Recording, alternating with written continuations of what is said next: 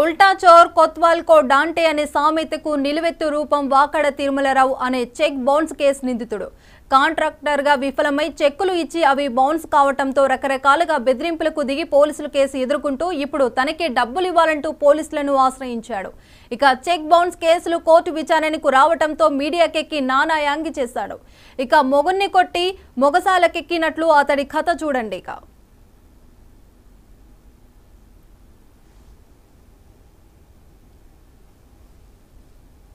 27న police స్టేషన్లో ఫిర్యాదు చేసి ఈ రోజు మీడియాలో హడావిడి చేస్తున్నాడు.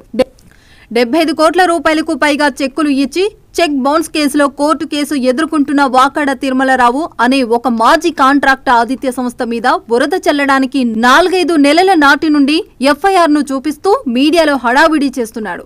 ఆదిత్య సంస్థలో అవకతవకలకు పాల్పడిన కారణంగా తొలగించి చెక్ బౌన్స్ చేసేందుకు 2023లో కేసు పెట్టగా కోర్టు ఆదేశాల మీద ఎఫ్ఐఆర్ నమోదైంది.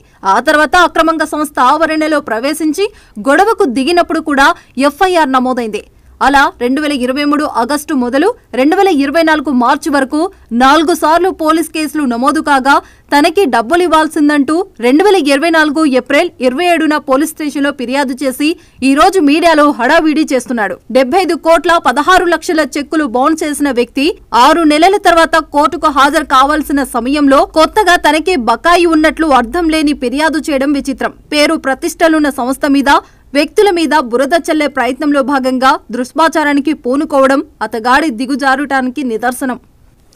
75 కోట్ల రూపాయలకు పైగా చెక్కులు ఇచ్చి చెక్ బౌన్స్ కేసులో కోర్టు కేసు ఎదుర్కొంటున్న వాకడ తిరుమలరావు అనే ఒక మాజీ కాంట్రాక్టర్ ఆదిత్య సంస్థ మీద బురద చల్లడానికి 4-5 నెలల నాటి నుండి ఎఫ్ఐఆర్ ను చూపిస్తూ మీడియాలో హడావిడి చేస్తున్నాడు.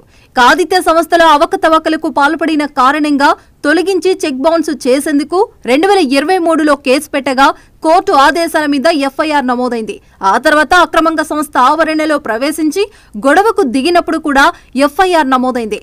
అలా 2023 ఆగస్టు మొదలు 2024 మార్చి వరకు 4 సార్లు పోలీస్ కేసులు నమోదు కాగా తనకి డబ్బులు ఇవ్వాల్సిందంటూ 2024 ఏప్రిల్ 27న పోలీస్ స్టేషన్లో ఫిర్యాదు చేసి ఈ రోజు మీడియాలో హడావిడి చేస్తున్నాడు. 75 కోట్ల 16 లక్షల చెక్కులు బౌన్స్ చేసిన వ్యక్తి 6 నెలల తర్వాత కోర్టుకు హాజరు కావాల్సిన సమయంలో కొత్తగా తనకి బకాయి ఉన్నట్లు అర్థం లేని ఫిర్యాదు చేయడం విచిత్రం. పేరు ప్రతిష్టలున్న సంస్థ మీద వ్యక్తుల మీద బురద చల్లే ప్రయత్నంలో భాగంగా దుష్ప్రచారానికి పూనుకోవడం అతగాడి దిగుజారుటానికి నిదర్శనం. 75 కోట్ల రూపాయలకు పైగా చెక్కులు ఇచ్చి చెక్ బౌన్స్ కేసులో కోర్టు కేసు ఎదుర్కొంటున్న వాకడ తిరుమలరావు అనే ఒక మాజీ కాంట్రాక్టర్ ఆదిత్య సంస్థ మీద బురద చల్లడానికి 4-5 నెలల నాటి నుండి ఎఫ్ఐఆర్ ను చూపిస్తూ మీడియాలో హడావిడి చేస్తున్నాడు. ఆదిత్య సంస్థలో అవకతవకలకు పాల్పడిన కారణంగా తొలగించి చెక్ బౌన్స్ చేసేందుకు 2023లో కేసు పెట్టగా కోర్టు ఆదేశాల మీద ఎఫ్ఐఆర్ నమోదైంది. ఆ తర్వాత అక్రమంగా సంస్థ ఆవరణలో ప్రవేశించి గొడవకు దిగినప్పుడు కూడా ఎఫ్ఐఆర్ నమోదైంది.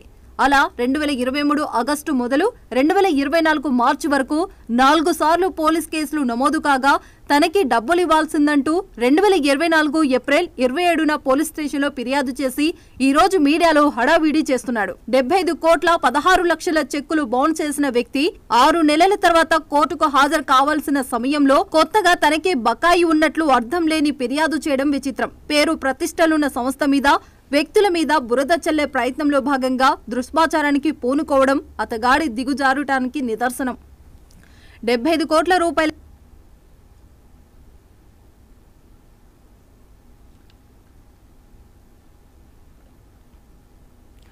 ఉల్టా చోర్ కొత్వాల్ కో డాంటే అనే సామెతకు నిలువెత్తు రూపం వాకడ తిరుమలరావు అనే చెక్ బౌన్స్ కేసు నిందితుడు. కాంట్రాక్టర్ గా విఫలమై చెక్కులు ఇచ్చి అవి బౌన్స్ కావడంతో రకరకాలుగా బెదిరింపులకు దిగి పోలీసుల కేసులు ఎదుర్కొంటూ ఇప్పుడు తనకే డబ్బులు ఇవ్వాలంటూ పోలీసులను ఆశ్రయించాడు. ఇక చెక్ బౌన్స్ కేసులు కోర్టు విచారణకు రావడంతో మీడియాకెక్కి నానా హంగామా చేస్తున్నాడు. ఇక మొగుణ్ణి కొట్టి మొగసాలకెక్కినట్లుగా అతడి కథ చూడండి.